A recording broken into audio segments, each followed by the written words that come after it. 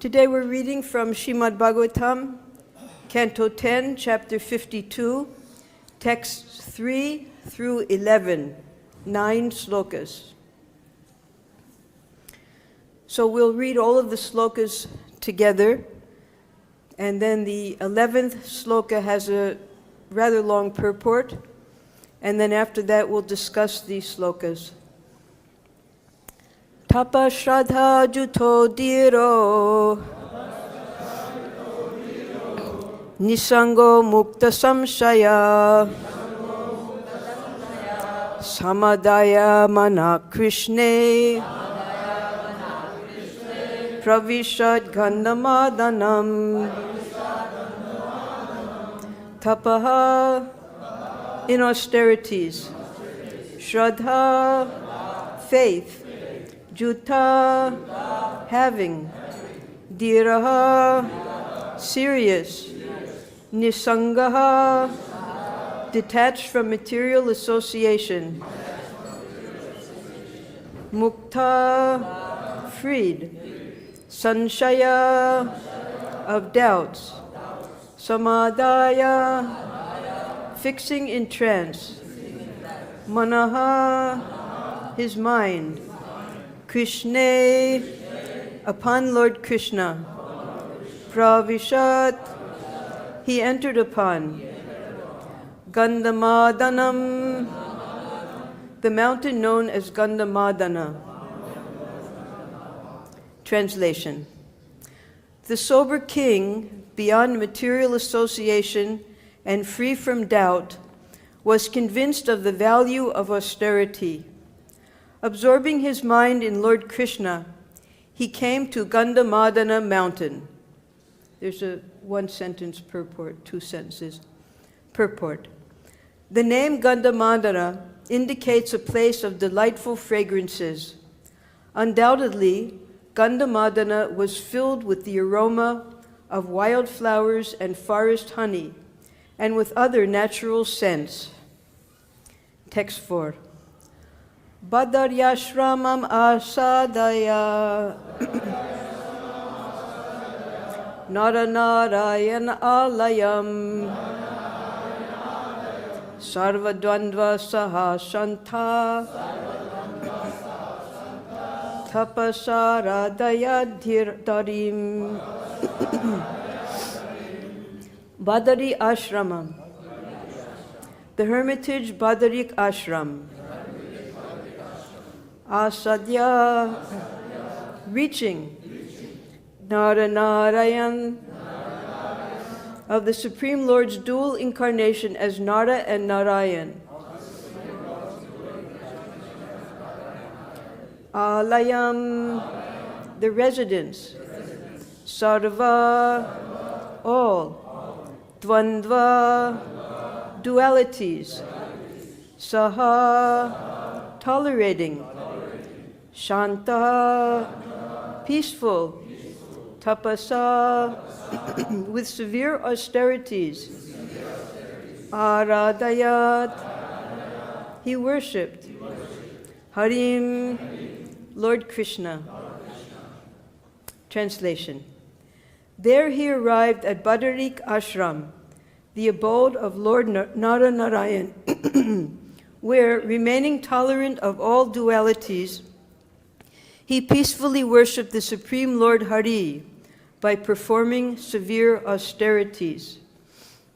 Just one little note here. We have here Radha and Harim in this sloka.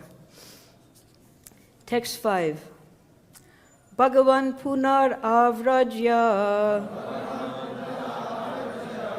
purim yavanaveshtitam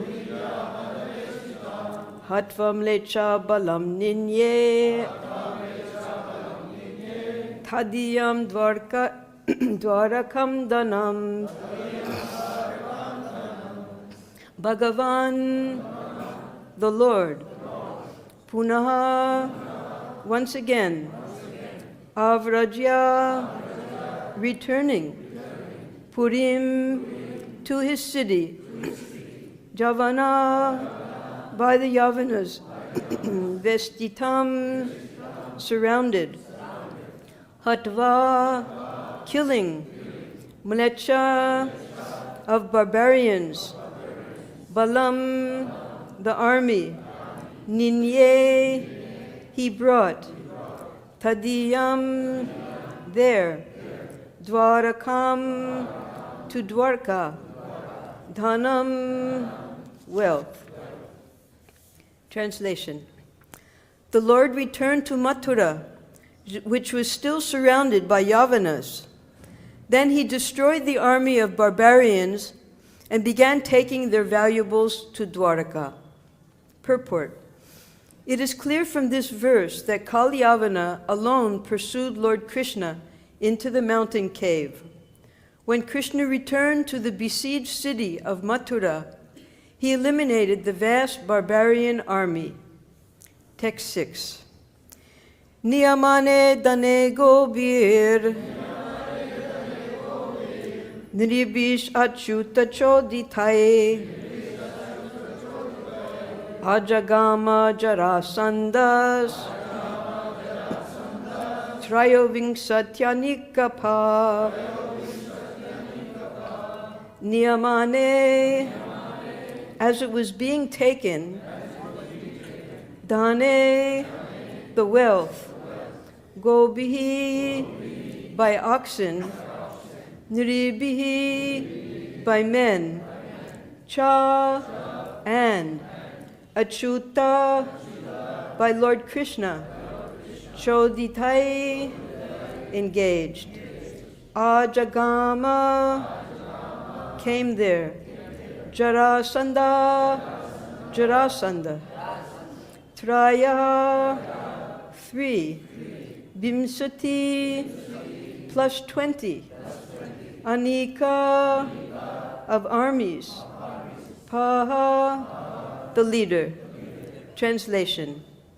As the wealth was being carried by oxen and men under Lord Kṛṣṇa's direction, Jarasandha appeared at the head of 23 armies. Text 7. Vilokya vega rabasham Ripusanyasya madhavo Manushya chestam apano Rajan dur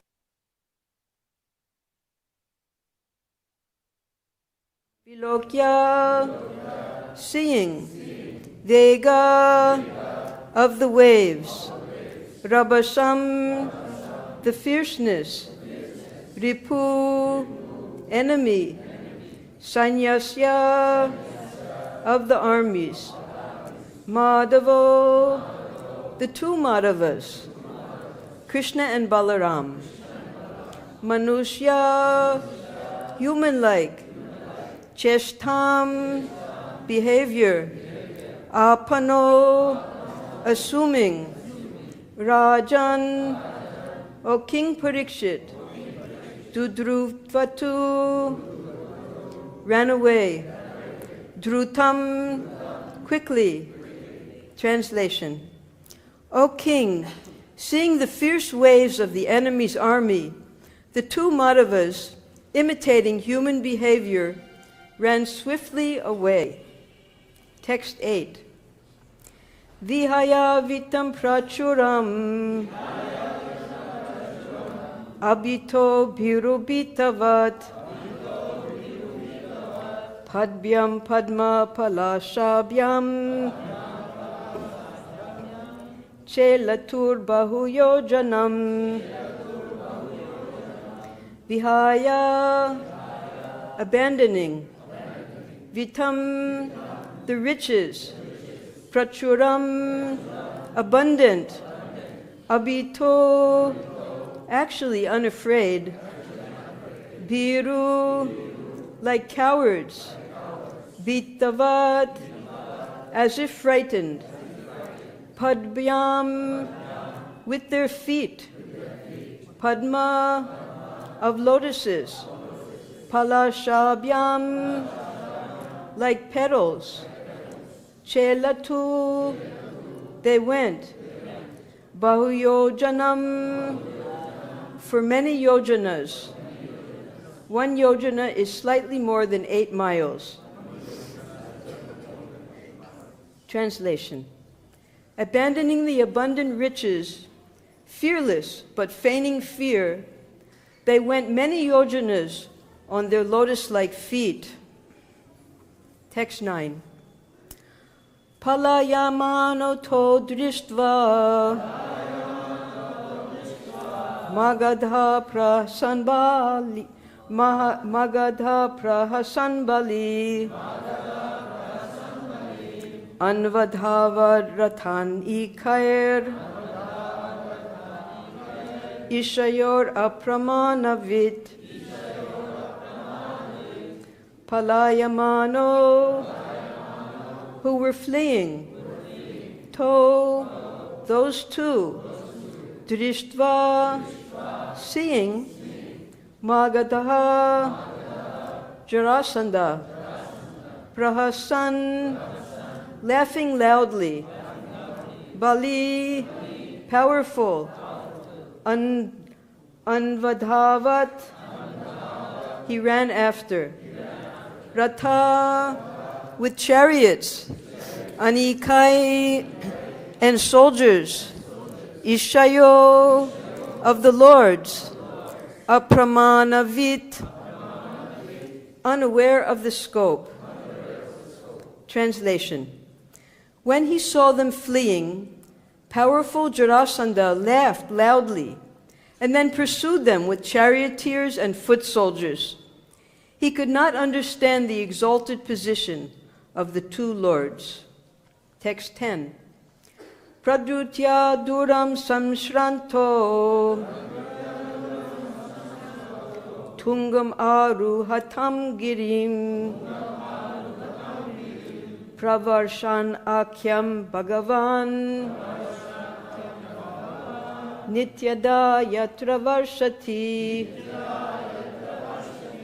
pradrutya, having run with full speed, duram, a long distance, samshranto, exhausted, tungam, very high, aruhatam, they climbed, girim, the mountain, pravarshana akyam, known as pravarshana, Bhagavan, Lord Indra, nityada, always, yatra, where, varshati, he reigns.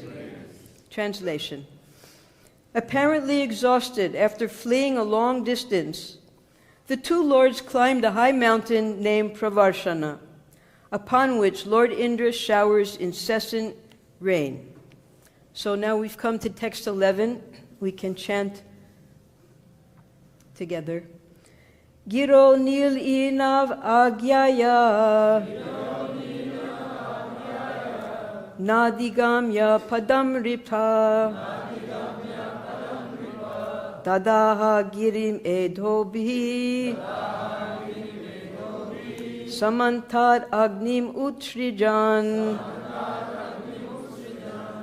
Can chant now. Dhīro nilena bhagyaya nadigamya padam ripa girim edobi samantad agnim utrijan.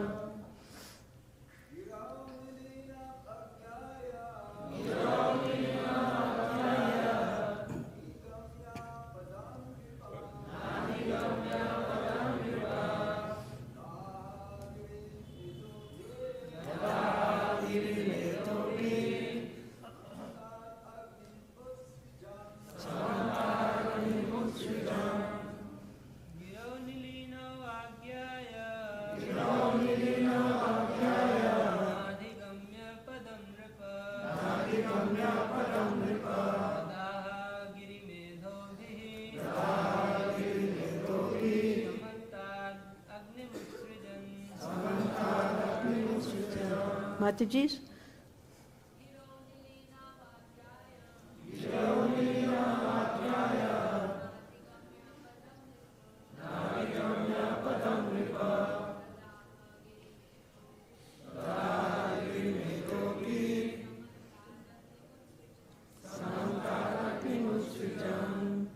Dhīro, on the mountain.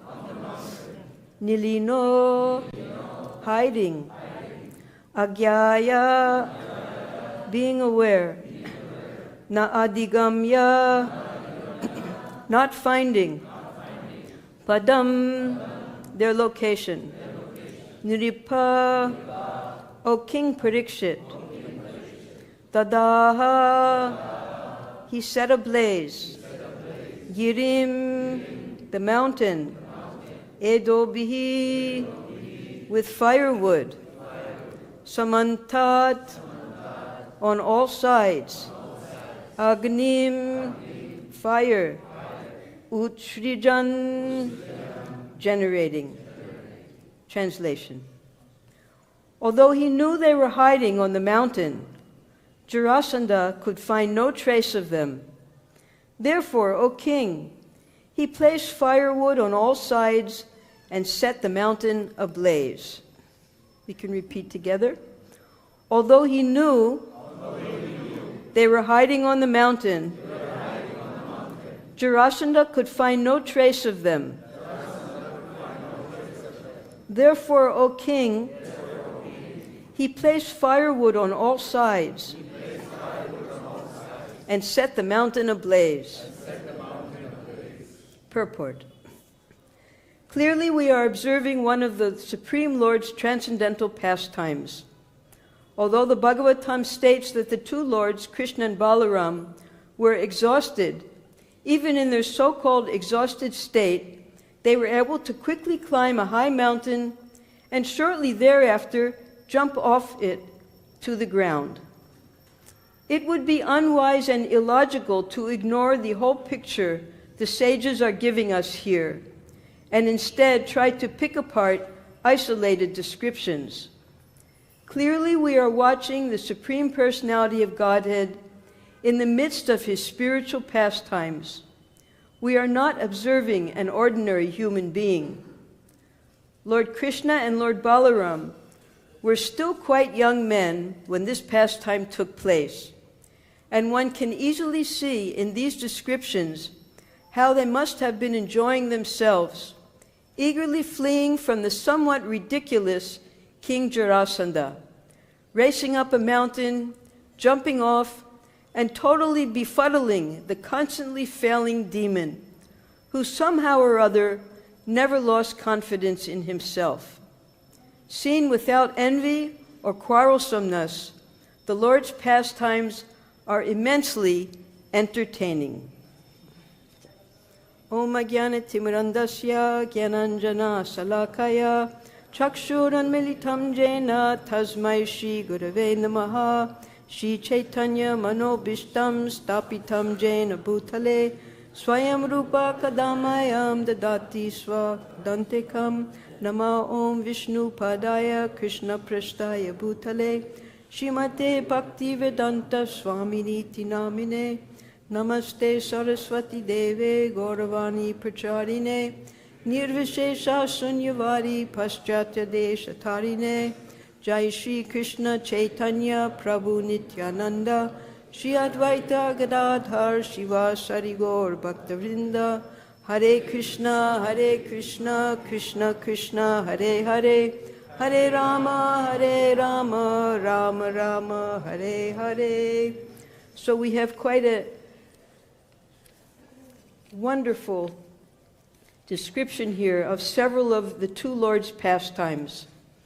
We start in this chapter where Krishna is advising Muchukunda to go to Gandhamādana Mountain, to go north. So Muchukunda, he offers his obeisances many times on the ground before leaving, and Krishna doesn't exit with him. He stays in the cave to make sure that Muchukunda is going to follow his instructions and go north. So we've heard in the previous classes that, first of all, Muchukunda, coming from another age, he was very big, and he wouldn't have fit very neatly into Krishna's present pastimes. And Krishna was just on the threshold. This is a transition time that we're reading. There are no devotees present in this pastime that we're studying today. Krishna is surrounded by millions of demons and mlechas. So Krishna was alone there in the cave, and then he came out. He returned to Mathura.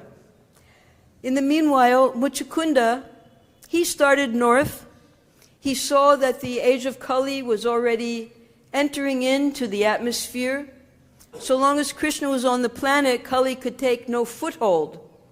But Muchukunda could understand, because of the short nature of all of the living entities, that Kali Yuga was at hand. He was highly learned in the scriptures, and therefore, in this text number 3 that we first read, his qualities are glorified. He was very strong in tapasya, and as a result of that, he had great faith.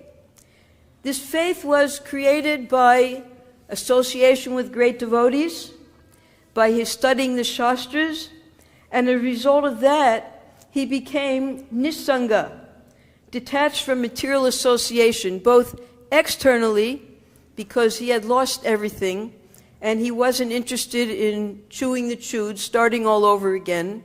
So externally, he had no more attachments. And internally also, he had no more attachments for any other process than bhakti. And this is also a pitfall that we may find. We're thinking that maybe if I do pranayam, this will help me. If I do this, that, the other thing. Nothing but bhakti will take one to the supreme destination in life. And Muchukunda, he was convinced of that. Then, mukta-saṁśayaḥ. Mukta-saṁśayaḥ, that's freedom from doubt. Now, Krishna discusses that in the Bhagavad Gita. We have to become free from doubt, and how we become free is by studying the Shastras very carefully, as we're doing every day. Samādhāya manaḥ kṛṣṇe. In his mind, he was fully entranced just worshiping Krishna. Imagine having a personal one-on-one darshan of Krishna in a dark cave. How wonderful that would be. Certainly we would not want to think of anything else except for our relationship with him. And in that trance, Muchukunda left and headed north. Prāviśad Gandhamādanam. Now this Gandhamādana, we've heard of Mount Meru, and with our tiny brains, it's very hard for us to understand the calculations of the height of Meru. And then around Meru are different ranges of mountains. And on the eastern side is the Gandhamādana Mountain. And from Mount Meru, the Ganges flows in different directions. For instance, when Dhritarashtra went with Vidura, he only went as far to where the Ganga separates into 7 different branches, the tapaḥ-śraddhā-yuto. But here we're talking about the eastern range along Meru, and that's Gandhamādana. And that is in the furthest area of the Himalayas. And within the Gandhamādana Mountain is the ashram of Nara-Narayan Rishi. Nara-Narayan Rishi, they're 2 sons of Dharma, coming from the Prajapati. And they chose, in this day of Brahma, they have chosen to reside at Badarik Ashram and give encouragement to all the sages who wish to perfect their lives through austerity. So they reside there, and there are many great devotees. I went through just a little list. The demigods, they would come to offer respects to Nara-Narayan. This is the ashram where Narada Muni instructed Priyavrata, where Swayambhuva Manu came to try to convince Priyavrata to come back and rule the kingdom. This is where Uttanapad, after he had ruled successfully, went to take shelter to perfect his life. Brahma would also come there, as when Manu and Priyavrata were discussing together. Pandu, he went to Gandhamādana Mountain with his 2 wives, when he gave up the kingdom. Hanuman, this is the mountain when the physician said that these Karani herbs that only grow on Gandhamādana Mountain have to be brought to bring Lakshman and the soldiers back to life. So Hanuman flew to Gandhamādana Mountain. Being a Vanara, he couldn't understand which herb was which, so he brought a whole portion of the whole mountain. And with these herbs, and Nityananda Prabhu, he used to imitate this pastime. He would dress up his friends as the Gandharvas, as Hanuman. He would play the part of Lakshman. So this Gandhamādana Mountain is in all of the Shastras, including Ramayana and, of course, Srimad Bhagavatam. The Pandavas. This is where the Pandavas went, where Ghatotkacha took them over the Himalayas to the Gandhamādana Mountains, where they waited for Arjuna to return from heaven. And when Narayan Rishi was being tested by Indra, and all of the Apsaras came out of his body, when the Apsaras came out and saw the beauty of Narayan Rishi, they all wanted to marry him. So Narayan, he said, well, I'm performing tapasya in this lifetime. When I appear as Krishna, you all become gopis. So many wonderful pastimes in which we can completely absorb our mind in Krishna took place at this Gandhamādana Mountain, and this is where Muchukunda attained perfection as well. So then we have the next sloka, where he arrived finally at Badarik Ashram, which is on that same mountain. And he was tolerant of all dualities. That is here, it says here, Sarva Dvandva Saha. Because we get a little bit of cold here. It never freezes here. But in Badarik Ashram, for most of the year, there's only ice. So you have to tolerate a lot. It's very difficult to train yourself to meditate on the Supreme Lord when your fingers and your toes are freezing. And where are you going to get anything to eat? Nothing grows there. But he was able to do that, and he kept his mind fixed on Krishna. He remained shantaha, peaceful, performing tapasa, while he aradayat harim, while he worshipped the Supreme Lord. So in this way, Muchukunda, because he was already accustomed to performing severe austerities in his role as a Kshatriya, now, in the association of the great saints and sages who were all worshipping Narayan Rishi there in Badarik Ashram, he was able to perfect his meditation on the Supreme Lord, and next lifetime, again get the Lord's association. So then we come to text 5, and now we're discussing what Krishna did after he left the cave. Now, Kalyavana, he left his 30 million Mlecha soldiers besieging Mathura. Mathura was a fort. Even today, although we don't see the remnants of the fort, we have the names of the different gates. We have Bharatpur Gate, we have Dig Gate, Ajmeri Gate. So all these gates were there because Krishna had to keep the residents of Mathura safely within the fort every time Jarasandha would attack. So the fool, Jarasandha, each time he attacked 17 times, he took with him 23 Akshohinis. Now, the numbers of the Akshohinis are beyond our imagination. They're very scientific and mathematically configured. 21,870 chariots. There's a ratio, 1 to 1 to 3 to 5. And that basic number, 21,870, first chariots, then 21,870 elephants, if you can imagine. When we opened up this temple, Gurudas, he wanted 2 elephants. And the elephant man, he said, well, you can't have 2 elephants. You can either have 1 elephant or 4 elephants. So we had to settle for 4 elephants. And that was a great, majestic thing. So here, in each Akshohini, 23 Akshohinis, there are 21,870 elephants.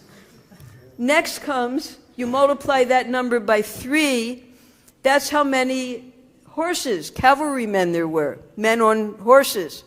And then you multiply that number by 5, and that's how many infantrymen there were, the soldiers. And then each one of those numbers, 21870 equals 18. And then you multiply that by 3, and again that number, I don't have it written here, I think. It was just too much. 65610 also equals 18. And then you multiply that by 5, 109350 also equals 18. So this is so incredible, the way the armies were arranged, and how Jarasandha, each time he was able to pull out from his different vassals and the other kings who were under him, who had lost their dependence, each time 23 Akshohinis. So Krishna now returned to Mathura, and within Mathura he had kept Balaram. And Uddhava was also there, the king, that's Krishna. He never goes anywhere without his chief minister. So Uddhava was there, Balaram was there, and there were a few residents left, some small amount of soldiers, just in case something happened. And surrounding the whole fort of Mathura were 30 million mlechas. Now, what's a mlecha? A mlecha is a person who does not follow the Vedic principles. He's outside of, he's lower than Sudra. And normally, they're meat eaters. So mlechas and yavanas. So Kalyavana's army was composed of mlechas that he had brought. But Kalyavana, he left his army there and he went away. They had no head. They had no leader. So the army was there besieging the fort. Now, what does besieging mean? What happens is sometimes you don't even have to fight. If there's a big enough army, they surround the city or the army, or the fort, and they just wait. They wait until there's no more water, there's no more food, the people start dying, and then in order to subsist themselves, the people have to start eating the other people, and everyone just dies within the fort. So Krishna, what he did was, he quickly entered the fort, like lightning, and he blew his conch. And he told Balaram, now let's fight these 30 million soldiers. They have no head, they don't know what to do, no one's going to tell them what to do. So he blew his conch, Balaram joined him and blew his conch, and Krishna told Balaram, you take your plow, you take your mussel, and go out there and kill all of these mlecha soldiers. So he went out, and between the two of them, all the soldiers were dead. They were all lying there all around Mathura. And then Krishna, as the head, he told the men who were there, he said, you go through all the dead bodies and you pick up the booty, all of their jewels and their gold, and you collect it, because this now belongs to King Ugrasen. And then he got oxen, and there's a word cha here, after this big battle, there's a cha. It wasn't just oxen, he used camels and different animals, whatever was available, they loaded, and also men carried, there were so many ornaments. They all carried and started a line to go to Dwarka, walking to Dwarka with all these ornaments and all the wealth, the vitam. So then what happens? Then while they're walking with all the wealth to Dwarka, Jarasandha arrives. Now we have to remember, originally, why did Krishna transport all of his residents of Mathura to Dwarka? Because he understood that Kalyavana was coming from the western side, Jarasandha was coming from the north. He didn't worry about Jarasandha, but when the two of them allied together, he was worried for the residents within Mathura. So therefore, overnight, he had Vishwakarma create within the ocean a beautiful palatial kingdom, everything required for all the four varnas and the 4 ashrams, and transported overnight all of the residents of Mathura to Dwarka. And the ocean created its own moat so that no one could enter Dwarka. So they were well protected. Because Mathura, Nanda Maharaj, he recognized later that Mathura had become as dangerous as Gokul. Because again and again, the demons were attacking. So the soldiers who were lying there dead, they're compared, we see in different parts of India, sometimes we see the palm trees, very straight, and then they have the palm leaves up on top. Sometimes they'll have the dates and the tala, they're all hanging down. So they're just like the palm trees, if they fall down, there's still this big bush. So mlechas, even when Mathura was overtaken by the Mughal rulers, they would not allow any of the Hindus to shave their beards or their heads, because a mlecha habit is you have to keep long hairs. So everyone should, as their hair is growing, they should remember that this is mlecha behavior, to grow your hairs long. So these dead bodies with the heads full of hair, they looked like fallen tala trees. So then Jarasandha had arrived. Now Krishna and Balaram, who were walking with his parade of oxen, camels, men, and all of the jewelry, what did they do? Why did Krishna flee? In the Krishna book, Prabhupada calls this chapter, he calls the chapter Krishna the Ranchor. Ranchor means Rana means the battlefield, and Shor means one who gives up the battlefield. Why did he go away? Well, remember, Krishna and Balaram, they used to play, wrestle, fight, have so much fun with their friends here in Braja. Now they had been stuck in Mathura for so many years, trying to protect the residents there. And this was a good chance for them to have fun. It had nothing to do with them being scared. Within a moment, when they saw Jarasandha, they gave up all the wealth. They just left it there because they figured, just like if you're walking down the street and you have some bananas, you know the monkeys are chasing you. They're not interested in you. They're interested in the bananas. So all you have to do is throw the bananas and they don't care about you. So same with Krishna and Balaram. All the greedy soldiers, they knew if they just left the wealth there, that would slow them down and they would be able to run faster. So they left all the wealth there and they started to run. Not like we run. They floated. And that was why they could go so far. In the calculations here, it's described that they went about 1,000 miles. 1,000 miles, if you can imagine. Because the place where they went, Praviśad Mountain, it's the head of the top of, I forget the name of the mountain, but it's the highest peak in a range of mountains that's supposed to be in Goa.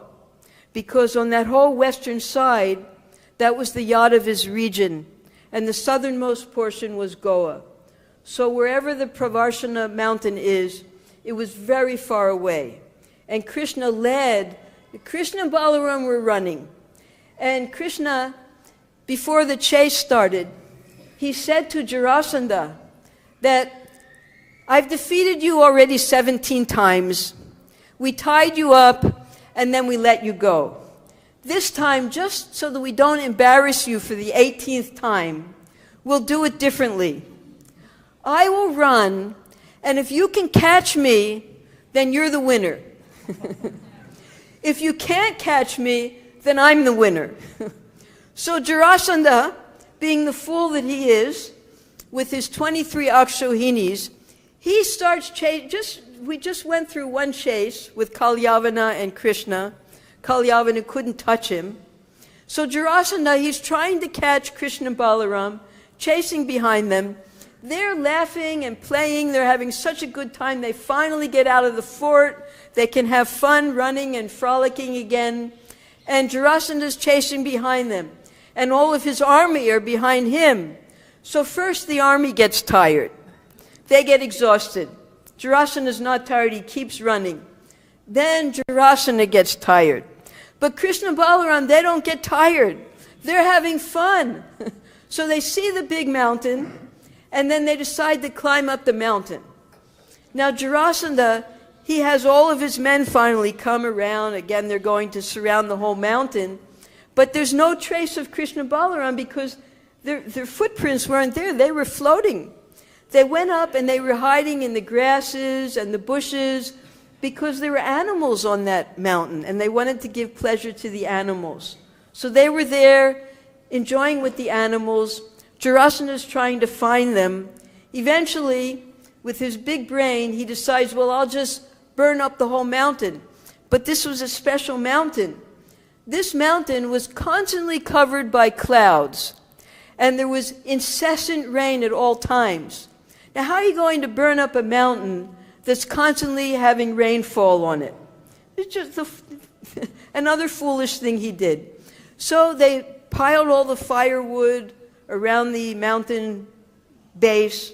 They lit it up, which made more smoke. The clouds were already there. Then there was smoke. They couldn't see anything. So Krishna and Balaram had a perfect opportunity at that time to really have fun.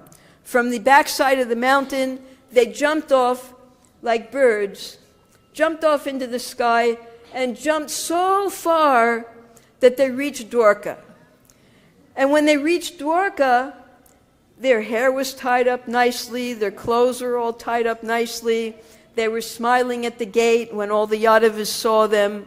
No problem whatsoever for Krishna and Balaram. So this is the way Krishna and Balaram reached Dwarka. Now, why was all this happening? That's the second part of this chapter. There's a lot going on in this chapter. Right after this last pastime of fighting, who appears on the scene? That's Kakmudmi. Kakmudmi, he was the son of Revata. And Revata, he was a great Satya-yuga king, and his son was Kakmudmi, and his daughter was Revati. And she was such a qualified young girl, he couldn't find anyone suitable for her to marry. So he went to Brahmalok. Brahmaji suggested that now on the planet, everything's gone now. The whole Satya-yuga, it's now Dwapara Yuga. So now Balaram is there. You have her marry Balaram. So now Krishna and Balaram, they're entering into the next ashram. First, Balaram is going to get married, and then Krishna, we were listening to a lecture here one year, Radha Govinda Maharaj. And he was laughing and laughing during this particular Leela. He said that Krishna, he couldn't even sleep at night. He was thinking of Rukmini all the time. So he had something else on his mind. He wasn't interested in fighting anymore. He was about to give up his brahmacharya and enter into grihastha life. But not an ordinary grihastha life. He started out with Rukmini, and 16,108 wives later, he filled up Dwarka. Each wife had 10 sons. Each of those sons had 10 sons. So the amount of enjoyment that Krishna displayed in his kingdom of Dwarka.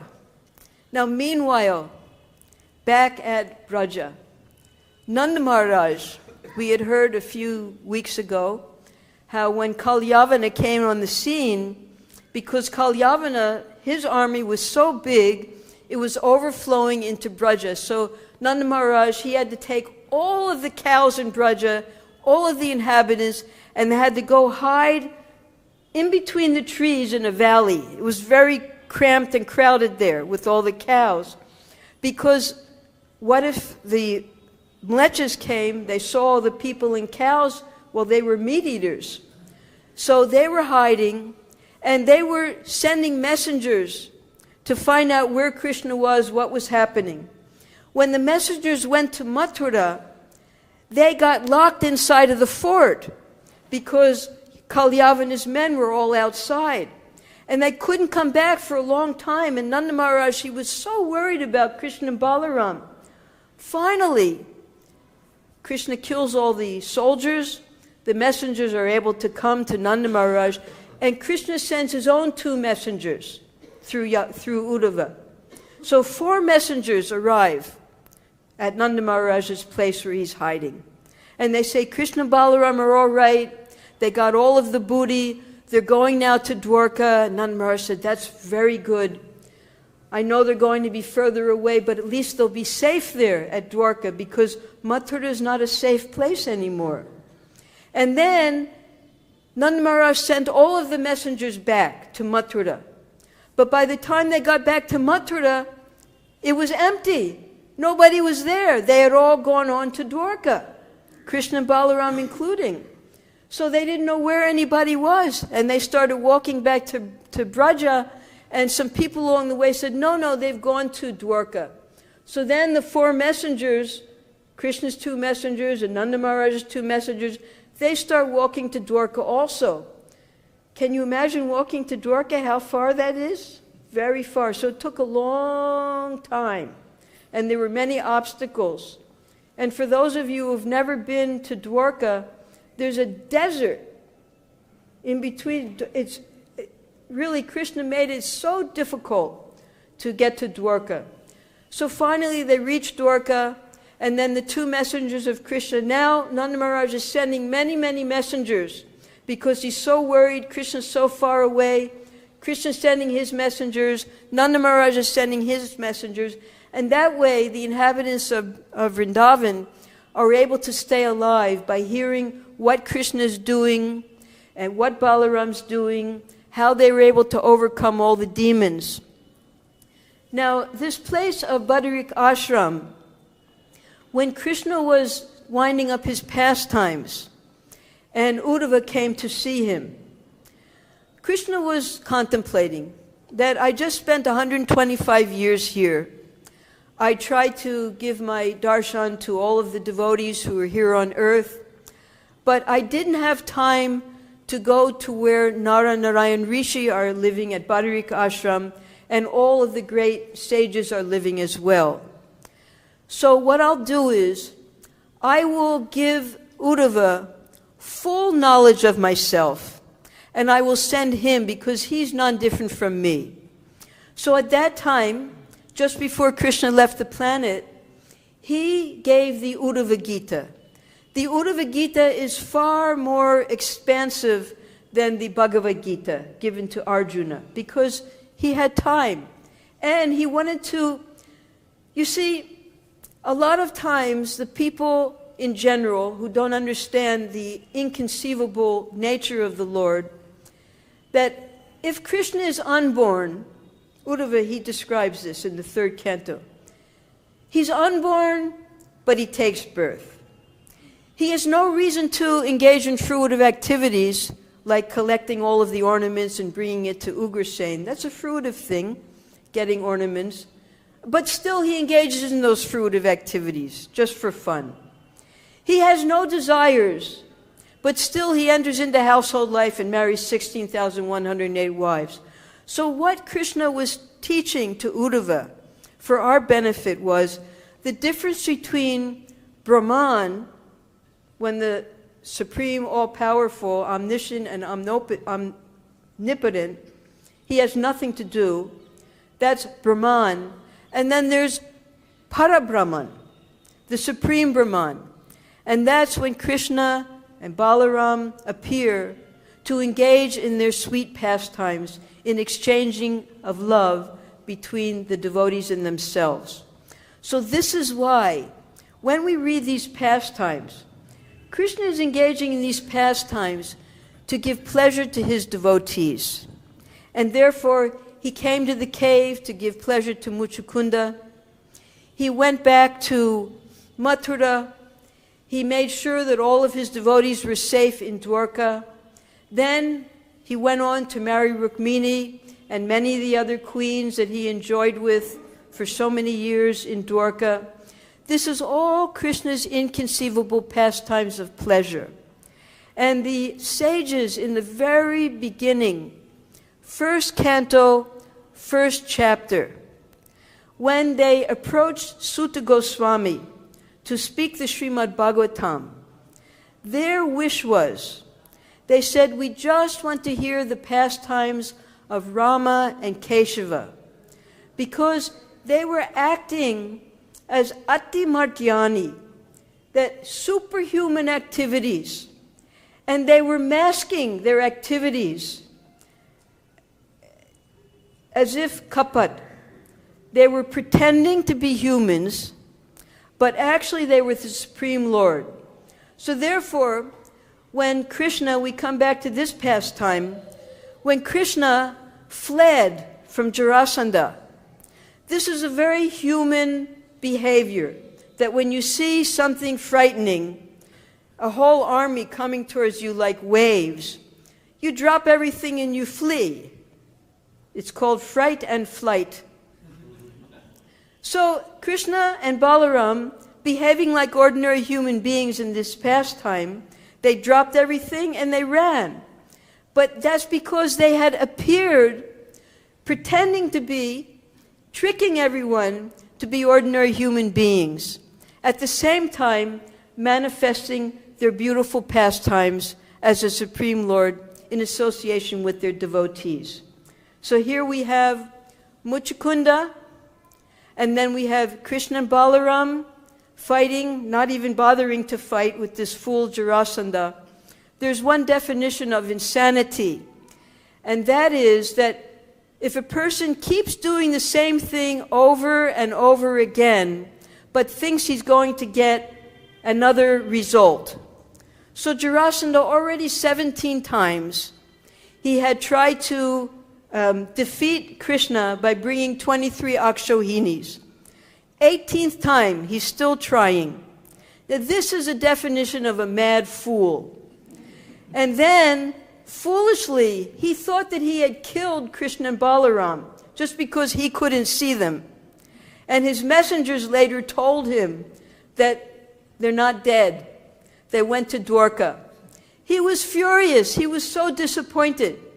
Then the question may come, if he won, if he thought that Krishna and Balaram were actually dead, why didn't he take over the whole city of Mathura and live there? That's because he was from Magadha. And he was accustomed to associating with low-class people. So he preferred his own kingdom, and therefore he went back there.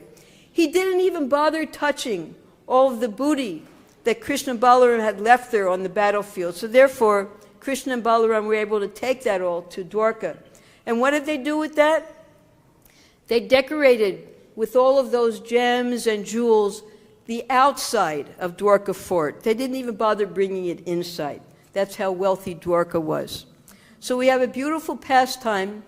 We're winding up just before Krishna begins his glorious Grihastha ashram. That'll start within a few slokas, and we can appreciate Krishna and Balaram's wonderful pastimes, how they're enjoying, even in the face of 23 Akshohinis beyond our imagination.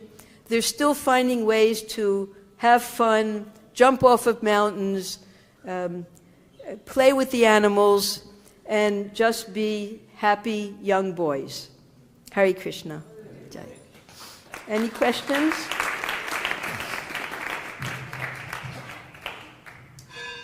That was very nice. Thank you very much for giving such a beautiful picture of all. I was really intrigued when you were describing how Krishna pretends to have be like an ordinary human. Yet Krishna's purpose in coming to this world is to display his unlimited Bhagavan, his unlimited opulences, and thus attract us back to him, to the spiritual world. Yet he also has that other side where he pretends to be a human being. Is that to bewilder the non-devotees? Is that what other purpose does he have in imitating a human behavior? Well, on the Vaikuntha planets, he's worshipped with beautiful stutis, and everyone there knows that he's a Supreme Lord.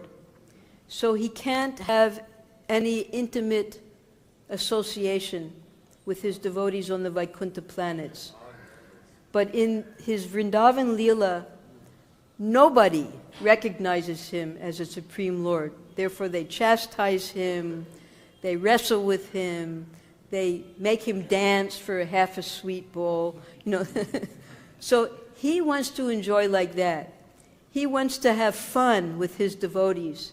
And therefore, under the mystifying influence of Yoga Maya, he can pretend to be an ordinary human being and get chastised by his mother and beaten up by his friends and like that.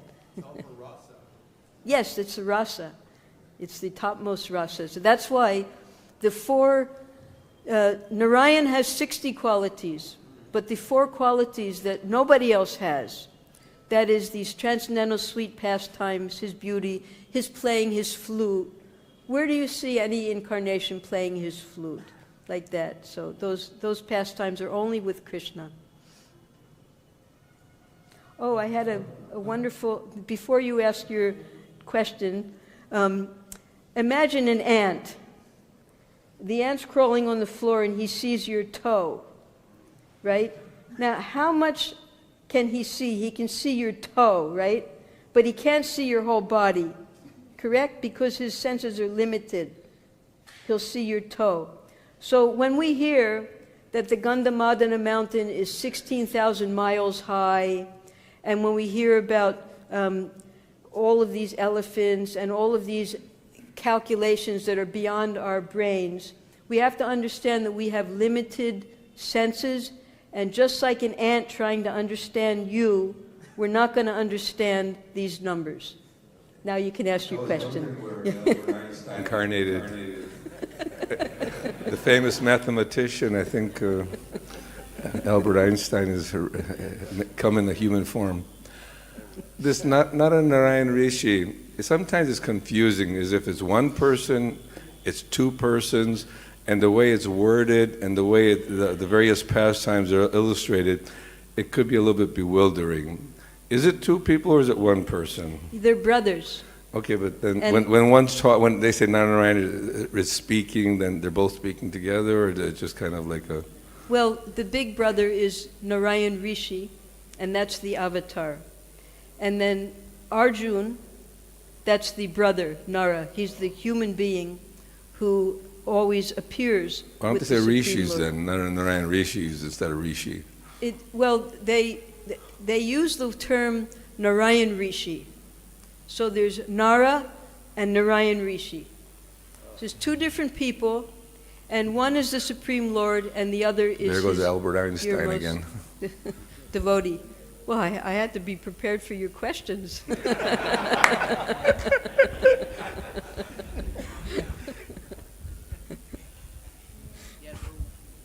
Mataji, thank you so much.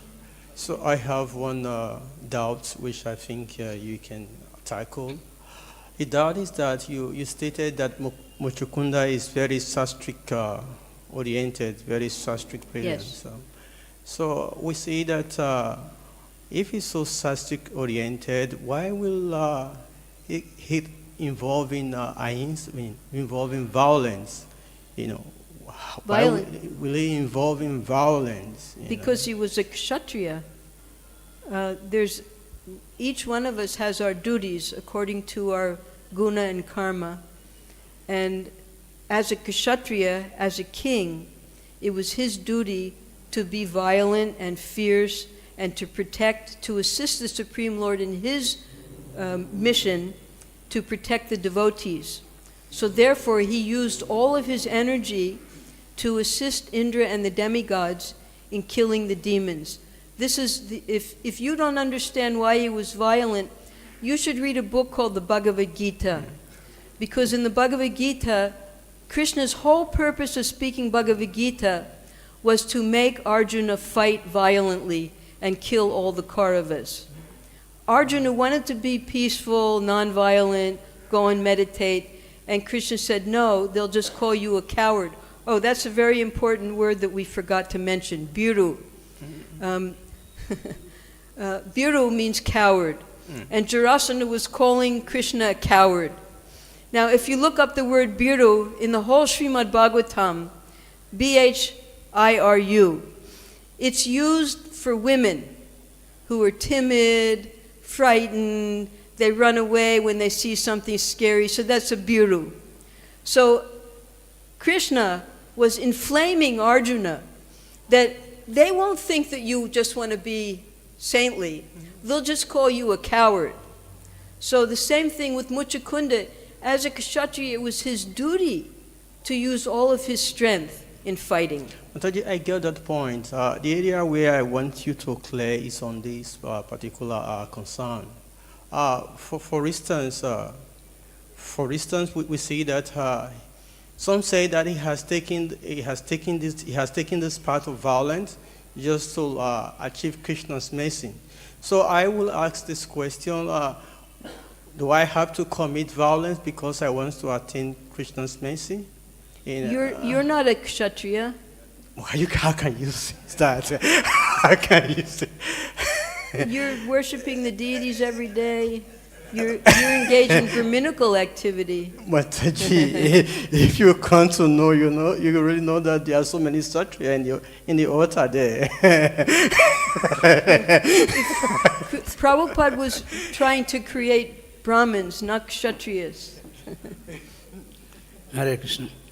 Mataji, when Krishna took Mathura to Dwarka, the inhabitants of Mathura were not bewildered. Where are they? They are in Mathura or whether they are in Dwarka? How? Well, they just woke up and they saw these beautiful palaces, and they understood that it was all by Krishna's divine arrangement. But they knew they are in Dwarka or they are in Mathura. I never read anything about what they knew or didn't know. They just woke up and found that they were in Dwarka, that they had been transferred, because they had already been attacked 17 times, and everyone knew that both armies were coming. So Krishna overnight made an arrangement to protect them.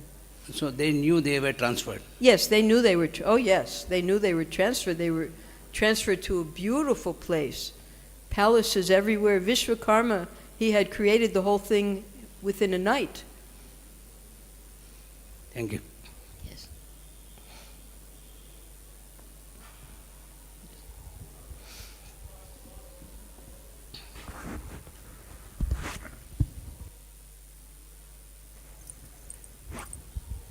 Hare Krishna. Thank you, Daivi Shakti Mataji. I was just thinking about Muchukunda, that he was such a great devotee and he got Krishna's darshan and he offered those beautiful prayers, and but then it's like, and Krishna was performing his pastimes on earth at that time during his lifetime, but he couldn't directly take part in those ongoing pastimes just because his body was a little extra large.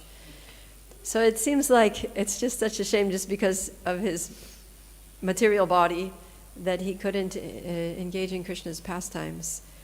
Well, that was one side of it. The real side of it was that Krishna wanted to quickly get to Dwarka because he wanted to get that message from Rukmini, and he was in a rush. Remember, he couldn't even sleep at night thinking of Rukmini. So he was ready for entering into Grihastha ashram. So therefore he sent Muchukunda to get his spiritual perfection, and Krishna quickly went to Dwarka to get that message. Just kind of like, all right, thank you very much, now get out of here and I got things to do. That's right. Muchukunda didn't even get to touch Krishna. So, but we heard from Vaishnav Maharaj a few days ago. He alluded that there was a great Vaishnav poet named Niḥsaṅgo Mehta in Gujarat, and it said that Muchukunda took birth as Niḥsaṅgo Mehta. I never read it anywhere in our Vaishnav literature, but probably there's some shastric evidence someplace, I don't know. So in any case, I couldn't find him anywhere in Chaitanya Leela, But because Krishna said that it would happen, certainly it must have happened, that he was able to get Krishna's personal association when he took birth as a Brahmin, and then he got the mercy of the Lord in his next life. Okay, thank you very much. Hare Krishna. Jai.